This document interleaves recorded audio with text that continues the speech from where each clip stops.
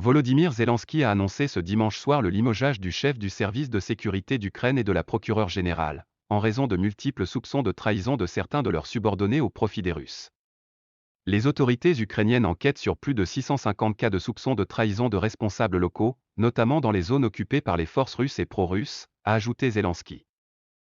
Good Media TV analyse la situation. Au début de l'opération militaire russe, le président Poutine avait choisi le service de renseignement FSB, ancien KGB, pour mener les opérations du renseignement sur les zones fortifiées d'armes en faveur par Kiev. Fort malheureusement, le FSB n'a pas été à la hauteur, car il s'agit du renseignement politique et civil.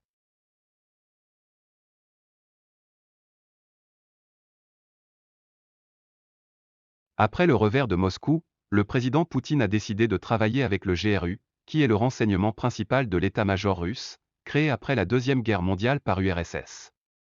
Grâce au service de GRU, renseignement militaire, Moscou a pris énormément de l'avantage dans son opération militaire en Ukraine, en détruisant plusieurs sites militaires et dépôts de munitions du régime Kiev.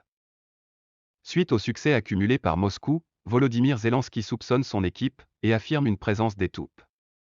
Pour commencer, le maître de Kiev a commencé d'abord par limoger ses ambassadeurs dans plusieurs pays, notamment en Allemagne, en limogeant l'ambassadeur Andrei Melnitch.